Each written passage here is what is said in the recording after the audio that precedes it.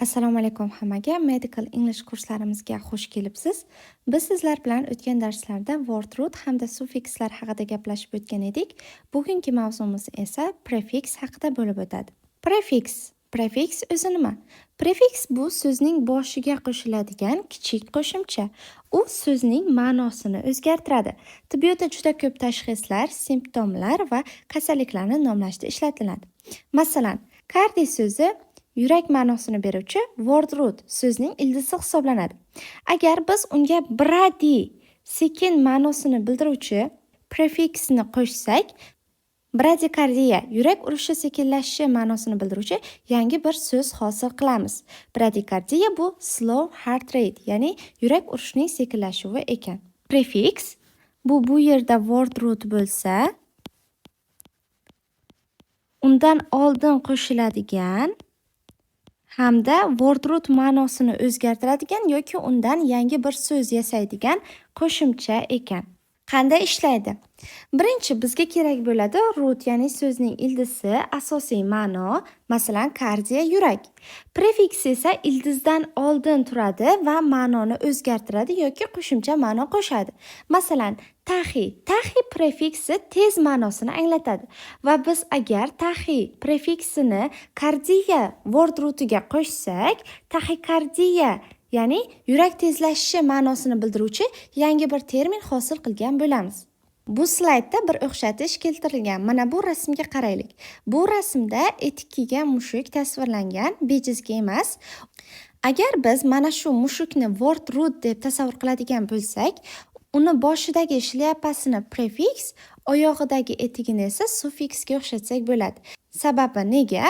Prefix so'z boshiga qo'yilgani uchun mushukning boshiga kiygan shapkasi, ya'ni shlyapasi prefiksga o'xshatilyapti.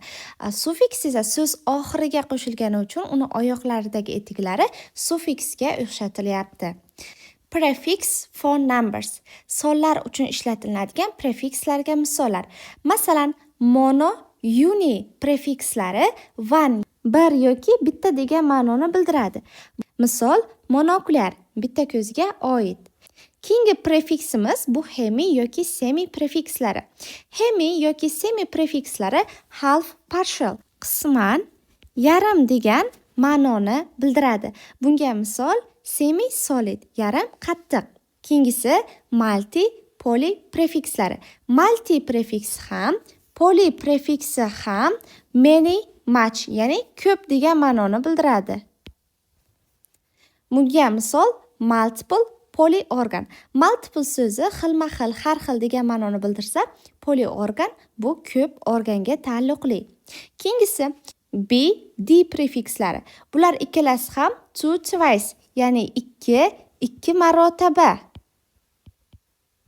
degan tarjimani berib, bunga misol bipolar, ikki qutbli. Bu yerda tepada gaplashgan prefiximizga oid misollar keltirilgan. Birinchisi monocyte, a type of white blood cell with a single nucleus. Yagona yoki bitta yadroga ega bo'lgan oq qon hujayrasi. Monocyte. Keyingisi unilateral, affecting one side of the body. Tananing bitta qismini zararlanishi. Unicellular, composite of a single cell, bitta hujayrada tashkil topgan. Hemiplegia. Hemiplegia, paralysis of one half of the body. Tananing yarmini paralichi. Hemisphere, one half of the brain. Miyaning yarim qismi. Multifactorial, caused by multiple factors. Xilma-xil faktorlar sabab bo'lgan. Polyuria, excessive urine production, ortiqcha siydik hosil bo'lishi yoki ko'p siyish. Polydipsia, excessive thirst, ortiqcha chanqash. Polyneuropathy, disease affecting many peripheral nerves. Juda ko'p periferik nervlarni zararlanishidan kelib chiqadigan kasallik. Mana bu rasmda monotsit hamda hemisfera, ya'ni yarim sharlar rasmi va monotsit, oq qon tanachalar rasmi ko'rsatilgan. Misollarda davom etamiz. Bilateral, affecting both sides of the body. Tananing ikkala qismini ham zararlanishi bilateral deyilar ekan. Bu yerda bi prefix, lateral word root. Bicuspid valve, a heart valve with two cusps. Ikki tabaqali yoki ikki varaqali yurak klapani. Diplopia, double vision. Bitta narsani ikkita qilib ko'rish, bu diplopia deyiladi. Diplegia, paralysis affecting two corresponding limbs. Mana bu rasmda ko'rsatilgan paralizis turlari. Bu yerda mana monoplegiya, hemiplegiya, diplegiyalar ko'rsatilgan. Demak, monoplegiyada faqat bitta qo'l zararlanar ekan. Hemiplegiyada tananing yarmi, bitta qo'l va bitta oyoq zararlanishi kuzatilsa, diplegiyada ikkita qo'l zararlanishi kuzatiladi. Paraplegiyada ikkala oyoqlar, kvadriplegiyada ikkala qo'l ham, ikkala oyoq ham paralichi. Keyingi misolimiz tricuspid valve, a heart valve with three cusps, ya'ni tricuspidal klapan yoki uch tabaqali klapan. Trigeminal nerve, the fifth cranial nerve with three main branches. Uchta asosiy shoxga ega bo'lgan 5-chi cranial nerve, bu trigeminal nerve. Trimester, a period of 3 months, especially in pregnancy. Ayniqsa homiladorlikda 3 oyni o'z ichiga oluvchi muddat. Tetravalent vaccine, a vaccine effective against 4 strains. 4 ta mikroorganizmga qarshi ta'sir ko'rsatuvchi vaksina, bu tetravalent vaksina. Quadriceps, a muscle group with 4 heads. 4 ta boshga ega bo'lgan muskul guruhi. Quadrantonopia, loss of vision in 1/4 of the visual field. Ko'ruv sohasida 4dan 1 qismida ko'rishning yo'qolishi, loss of vision. Mana bu rasmda ham bu ko'ruv maydoni, ko'ruv sohasi, shuni 4dan 1 qismi yo'qolishi kvadrantonopia deb atalar ekan. Bu superior bo'lishi ham mumkin yoki inferior bo'lishi ham mumkin. Bu yerda B, D prefixlari ikkita yoki 2 marta ma'nosini bildirsa, tri 3, tetra hamda quadr so'zlari 4 ma'nosini bildiruvchi prefixlar hisoblanadi. Keyingi slaydimiz degree, ya'ni darajani bildiruvchi prefixlar haqida. Birinchi darajani bildiruvchi prefiximiz bu hyper. Hyper so'zi over excess, ortiqcha, normadan baland degan ma'nolarni bildiradi. Hypo prefiksi esa hyperni teskarisi, ya'ni qarama-qarshi, under, below, normadan kam degan ma'noni anglatar ekan. Pan prefiksi esa all, barcha, hamma ma'nolarni bildirsa, oligo prefiksi few, kam, ozgina degan ma'nolarni bildiruvchi prefix hisoblanadi. Bularga misollar: hyper prefiksi excessive, ortiqcha, above normal, normadan baland, ya'ni ko'p ma'nosini bildiruvchi prefix. Bunga misollar: birinchisi hypertension.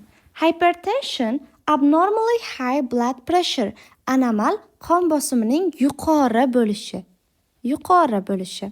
Keyingisi hyperglycemia, elevated blood glucose level, qondagi glukoza darajasining oshib ketishi, ya'ni normadan baland bo'lishi. Hyperglycemia so'zida hyper so'zi prefix, glyc so'zi word root, emia so'zi esa qonga aloqador, ya'ni qonga bog'liq conditionni bildiruvchi suffix. Keyingi misolimiz hyperthyroidism, overactivity of the thyroid gland. Qalqonsimon bezni, ya'ni tiroid bezining ortiqcha funksiyasining ortib ketishi. Bu so'zda ham hyper prefix, thyroid word root, ism condition ma'nosini bildiruvchi suffix. 4-inchisi hyperplasia, increase in the number of cells in a tissue or organ. To'qima yoki organda hujayralar sonining ko'payishi yoki o'sishi. 5-chi misolimiz hyperventilation, breathing at an abnormally rapid or deep rate. Anomal, chuqur yoki tez darajada nafas olish. Hyperventilation yoki giperventilatsiya deyilar ekan. Rasmlarda ko'rsatilgan birinchi rasmimizda prostata bezining giperplaziyasi ko'rsatilgan. Bu normada prostata bezi, bu esa anomal prostata bezidagi hujayralar sonini ortib ketishi. Rasmdan ham ko'rib turibdi, bu yerda hujayralar ko'payib ketgan. Bu giperplaziya. Ikkinchi rasmda esa overactivity of the thyroid gland, ya'ni qalqonsimon bezni bu bir tarafi norma, bir tarafida esa funksiyasini ortib ketishi ko'rsatilgan. Keyingi daraja bildiruvchi prefixlar uchun misollarimiz hypo below normal, deficient, yetishmaydi yoki normadan kam. Birinchi misolimiz Hypothyroidism. Underactivity of the thyroid gland. Qalqonsimon bez funksiyasini kamayib ketishi yoki o'zbek tilida gipotireoz. Keyingi misolimiz hypoxiya. Deficiency of oxygen in body tissues. Tana to'qimalarida kislorod tanqisligi yoki kislorod yetishmovchiligi. Uchinchisi hypothermia. Abnormally low body temperature. Tana temperaturasining anormal past bo'lishi. Pan prefiksi all, entire, butun, barcha, hamma degan ma'nolarni anglatib, birinchisi pancytopenia. Pancytopenia bu reduction in all types of blood cells. Qon hujayralarining barcha turlari sonining kamayishi. Pancytopenia so'zida pan, all, entire, ya'ni barcha ma'nosini beruvchi prefiks hisoblansa, cyto, cell, ya'ni hujayra ma'nosini bildiruvchi word root, penia esa kamayish ma'nosini bildiruvchi suffiks hisoblanadi. Keyingi so'zimiz bu pan hypopituitarism. Deficiency of all pituitary hormones. Gipofiz bezini barcha gormonlarni yetishmovchiligi. Bu pan hypopituitarism deyilar ekan. Bu so'zda pan so'zi prefiks, hypo so'zi ham prefiks, pituitary so'zi word root, ism esa condition ma'nosini bildiruvchi suffiks. Demak, bu so'zimizda ikkita prefiks, word root hamda suffiks qatnashgan ekan. Uchinchi misolimiz panencephalitis. Inflammation involving the entire brain. Butun miyani yallig'lanishi. Panencephalit. Panencephalit so'zida pan prefiks, encephal word root, it is yallig'lanish ma'nosini bildiruvchi suffiks. Buni men suffiks darsida ham tushuntirib bergan edim. Mana bu rasmda ham ko'rsatilgan miya hamda uni har xil viruslar, bakteriyalar natijasida yallig'lanishi, zararlanishi bu panencefalit kasalligi juda ham og'ir kasallik hisoblanadi. Keyingi slaydimiz bu colors, ya'ni rang bildiruvchi prefikslar ekan. Birinchi prefiksimiz bu ko'rinib turibdi, xantho yellow, sariq ma'nosini anglatuvchi prefiks. Xanthoderma, yellow coloration of the skin, terini sariq rangga kirishi xanthoderma deyilar ekan. Ikkinchi prefiksimiz bu leuko. Leuko white, oq degan ma'noni bildiruvchi prefiks. Leukocyte, white blood cell, oq qon hujayrasi bu leukosit. Alb yoki albino, pale, rangsiz. Albinizm kasalligi absence of melanin, melanin pigmenti yo'qligi natijasida terida har xil oq, rangsiz dog'larni paydo bo'lishi. Uchinchi prefiksimiz melano. Melano black, qora degan ma'noni bildiradi. Misoli melanin, the dark pigment that colors the hair and skin. Teriga hamda sochlarga rang beruvchi qora pigment bu melanin deyilar ekan. Negro prefiks ham black, ya'ni qora degan ma'noni bildiradi. Masalan, substantia nigra, black substance in brain, miyadagi qora modda. Erythro red, qizil. Erythrocyte, red blood cell, qizil qon hujayrasi. Colorsda davom etamiz. Cyano, blue, ko'k degan ma'noni bildiruvchi prefiks hisoblanadi. Cyanosis, bluish discoloration of the skin due to lack of oxygen. Kislorod yetishmasligi natijasida terini ko'kimtir tusga kirishi bu cyanoz deyiladi. Mana bu birinchi rasmda ham ko'rsatilgan yuzda hamda qo'l oyoqlardagi cyanoz holati eng ko'p uchraydigan cyanozlardan biri hisoblanadi. Keyingi prefiksimiz bu glauko.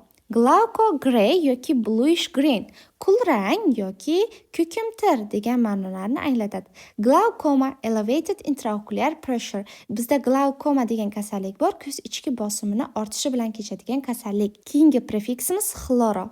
Chloro green, yashil. Chlorophyll, yashil pigment, o'simliklarda uchraydigan yashil pigment. Endi sizlar bilan negativ prefikslar va ularga misollarni ko'rib chiqamiz. Birinchi negativ prefiksimiz a hamda n negativ prefikslari.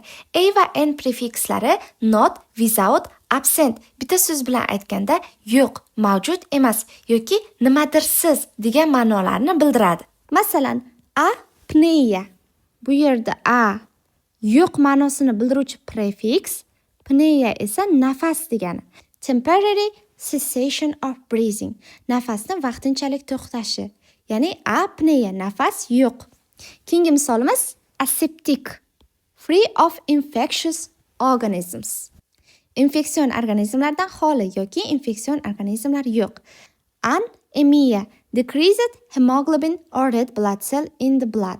Qonda qizil qon hujayralari yoki gemoglobinni kamayishi. Anuria, siydik yo'qolishi yoki siydikning kamayishi. Keyingi negativ prefikslarimiz bu anti hamda kontra. Ikkalasi ham against, opposite, qarama-qarshi degan ma'noni bildiradi. Anticoagulant, a substance prevent blood clot formation. Qon laxtasi hosil bo'lishini oldini oluvchi modda antikoagulant deyiladi. Keyingi misolimiz contraception. Contraception, prevention of conception. Conception bu homiladorlik. Contraception esa turli xil metodlar yoki device, ya'ni uskunalar, dorilar yordamida homiladorlikni oldini olish. Uchinchi guruhimiz bu in, non hamda an negativ prefixlari. Bular ham not, ya'ni yo'q, siz degan ma'nolarni bildiradi. Masalan, incontinence, inability to control urination or defecation. Siydik chiqarish hamda defekatsiya jarayonini kontrol qila olmaslik, nazorat qila olmaslik yoki nazorat qilish qobiliyatini yo'qolishi. Insomnia. Somnia bu uyqu degani. Insomnia uyquning yo'qligi. Difficulty falling or staying asleep. Uxlab qolishda qiyinchilik. Keyingi misolimiz non-steroidal. Non-steroidal, not related to steroids. Steroidga aloqasi yo'q. Masalan, non-steroidal anti-inflammatory drugs. Non-steroid yallig'lanishga qarshi vositalar yoki dorilar. Unconscious. Conscious bu xush. Yo'q, xushning yo'qligi. Lacking awareness of surrounding, not responsive. Atrofga nisbatan ogohlikning yo'qolishi yoki xushning, ongning yo'qolishi. Keyingi slaydimiz bu taqqoslash uchun ishlatiladigan prefikslar haqida. Birinchisi bu hetero. Ma'nosi other, different, ya'ni boshqa, turli xil, har xil degan ma'nolarni bildiradi. Heterozygous, having two different alleles for a particular gene. Ma'lum bir gen uchun ikki xil allellarning bo'lishi bu heterozigota deyiladi. Keyingisi homo. Homo bilan hetero bir-biriga qarama-qarshi ma'noni bildiradi. Hetero boshqa, farqli degan ma'noni bildirsa, homo same, unchanging, bir xil, o'zgarmas degan ma'noni bildiradi. Masalan, homogeneous, composite of similar or identical elements. O'xshash yoki bir xil elementlardan tashkil topgan. Bu gamogen degani ekan. Normo prefiksi normal degan ma'noni anglatib, misoli normocytic, having red blood cells of normal size. Normal shaklga, normal hajmga ega bo'lgan qizil qon hujayralari bu normocytic qizil qon hujayralari deyiladi. Normochromic, red blood cells with normal hemoglobin content. Normal gemoglobinga ega qizil qon hujayralari normochromic. Eu ham good, normal, well, yaxshi, normal degan ma'nolarni bildiradi. Masalan, eupnea. Eupnea, good, normal, well, pnea nafas, normal, unlabored breathing, qiyinchiliklarsiz normal nafas olish. Keyingi slaydimiz size, ya'ni hajm uchun ishlatiladigan prefikslar. Bu birinchisi makro. Makro large, abnormally large. Anomal katta yoki katta degan ma'nolarni bildiradi. Misol, macrocyte, extremely large red blood cell. Juda ham haddan tashqari katta qizil qon hujayrasi microcyte ekan. Keyingisi mikro. Mikro small, ya'ni kichik degan ma'noni bildiradi. Microscopic, extremely small, visible only through a microscope. Mikroskopik degani juda ham kichkina, faqatgina mikroskop orqali ko'rinadi. Mega yoki megalo, large, abnormally large. Katta, anomal katta. Masalan, megacolon, abnormal dilation of the colon. Kolon, ya'ni to'g'ri ichakning anomal kengayishi bu megakolon deyiladi. Makro bilan megaloga qarasangiz, meaning, ya'ni ma'nosi bir xil, lekin ishlatilish holatida farqlar bor. Makro ko'pincha anatomik tuzilmalar uchun, anatomik ko'rinishlar uchun ishlatilsa, megalo funksiya jihatdan kuchayishi, funksiya jihatdan kattalashishiga nisbatan megalo prefikslar ishlatilinadi. Bularga misollar, masalan, Macrocephaly, an abnormally large head. Anomal katta bosh bu makrocephaliya. Ikkinchisi makroglossia, enlargement of the tongue. Tilni kattalashuvi makroglossia deyiladi. Macroscopic, visible to the naked eye, ochiq ko'zga ko'rinadigan organizmlar makroskopik organizmlar deyiladi. Microangiopathy, disease of small blood vessels. Kichik qon tomirlar kasalligi mikroangiopatiya. Megaloblast, an abnormally large immature red blood cell. Yetilmagan anomal katta qizil qon hujayrasi bu megaloblast. Orto prefiksi straight, correct, upright, to'g'ri degan ma'noni bildiruvchi prefiks hisoblanadi. Masalan, ortopnea. Ortopnea, difficulty in breathing when lying flat. Tekis yotganda, ya'ni tepaga qarab yotganda nafas olishda qiynalish bu ortopnea deyiladi. Ortodontic, the branch of dentistry that corrects irregular teeth and jaws.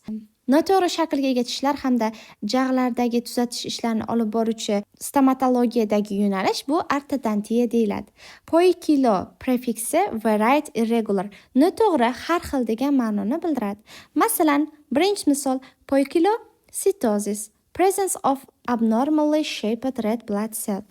Anomal shakldagi qizil qon hujayralarini bo'lishi, ya'ni har xil shaklga ega, irregular, noto'g'ri shaklga ega qizil qon hujayralarini bo'lishi bu poikilocytosis deyiladi.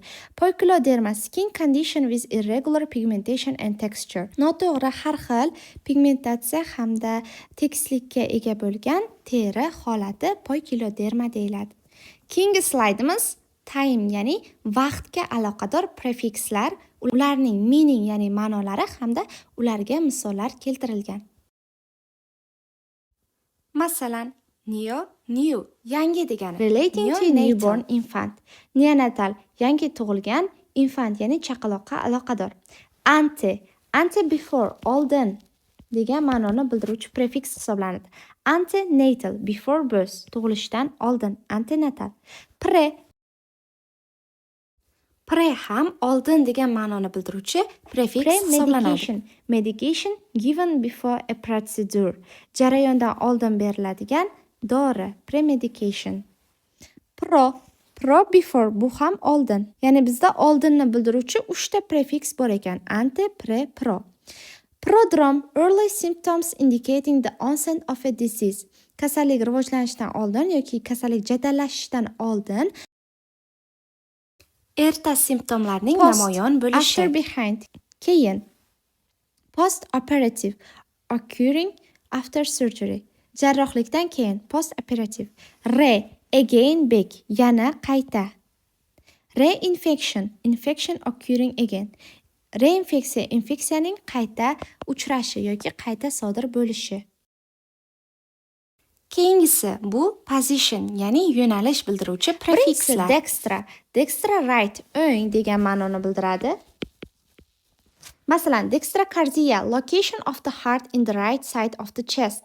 Ko'krakning o'ng tomonida yurakni joylashi bu dextrocardia deyiladi. Sinistro left, ya'ni chap. Sinistroversion, rotation or turning towards the left side. Chap tarafga buralib qolish yoki chap tarafga rotatsiya, bu sinistroversion deyiladi. Sin yoki sim, together, birga. A junction between two nerve cells. Ikkita nerv hujayrasi o'rtasidagi bog'liqlik, bu sinaps deyiladi. Symbiosis, a close living relationship between two organisms. Ikkita organizm o'rtasidagi munosabat, bu symbioz. Telo and oxir. Telangion, a terminal vessel, tugovchi yoki oxirgi qon tomir. Telophase, the final stage of cell division. Hujayra bo'linishning oxirgi fazasi, bu telofaza deyiladi. Positionni davom ettiramiz. Bizda 3 ta position bildiruvchi prefiks qoldi. Bu endo, mezo hamda ecto. Endo bu in, within, ichkarida, ichkari degan ma'nolarni bildiradi. Masalan, endoscope, device for viewing the inside of a cavity or organ. Bo'shliq yoki organning ichini ko'rish uchun foydalaniladigan uskuna endoskop deyiladi. Meso, middle, o'rta degani. Mesencephalon, midbrain, o'rta miya. Ecto, out, outside, tashqi, tashqari. Ectoderm, Outermost layer of the developing embryo. Ektoderma bu embrionning rivojlanishidagi eng tashqi qavat ektoderma deyiladi. Mana oxirgi slaydimiz. Bu yerda prefiks, word root va suffikslar qanday bir-biriga joylashishi ko'rsatilgan. Biz o'tgan darsda word rootga qanday qilib suffiks qo'shilishi hamda har xil ma'nolarni bildiruvchi suffikslar haqida gaplashgan bo'lsak, bugun word rootga qo'shiladigan prefikslar haqida gaplashdik. Medical terminologiyada eng ko'p uchraydigan prefikslar va ularning ma'nosi misollar bilan tanishib chiqdik. Ko'rib turganimizdek, so'zga har doim uning oldidan prefiks, undan keyin esa suffiks qo'shilar ekan. Bu yerda misol ko'rsatilgan. Masalan, leukocitosis. Leukocitosis so'zidagi leuko so'zi white, ya'ni oq ma'nosini bildiruvchi prefiks, cit so'zi cell, hujayra ma'nosini bildiruvchi word root so'zning asosi, osis esa abnormal increase, ya'ni me'yordan oshishi ma'nosini bildiradi. Demak, leukocitosis bu leykositlar, ya'ni oq qon hujayralarini normadan oshib ketishi ma'nosini bildiruvchi termin ekan. Shu bilan bugungi darsimiz o'z nihoyasiga yetdi. Bugun biz sizlar bilan asosan medical terminologiyada prefikslar haqida batafsil gaplashib o'tdik. Video darslarimiz ikki qismdan iborat bo'lib, grammatika qismi ko'proq tushunishni talab etsa, terminologiya qismi yodlashni, eslab qolishni talab etadi. O'ylaymanki, barchangiz tibbiyot bilan tanish bo'lganingiz uchun terminlarni yodlash sizga qiyinchilik tug'dirmaydi. Faqatgina ingliz tilidagi definitionlarni eslab qolsangiz yetarli. Slaydimizning asosiy qismi ingliz tilida ekanligi agar sizga qandaydir qiyinchilik tug'dirsa, bundan xavotirlanishga hech ham hojat yo'q, chunki slaydda ishlatilgan barcha inglizcha so'zlarning o'zbekcha tarjimasi va ularning talaffuzi video darsdan oldin kursimizning vocabulary qismida batafsil berib o'tiladi. Darsimiz zerikarli bo'lmasligi, esda qolarli bo'lishi uchun qo'limdan kelgancha maksimal harakat qildim. Jadvallar bilan tushuntirishga, ko'proq misollar berishga. Medical English kursimizning terminologiya qismi 3-darsi o'z nihoyasiga yetdi. Grammatika darslarida ko'rishguncha xayr, salomat bo'ling.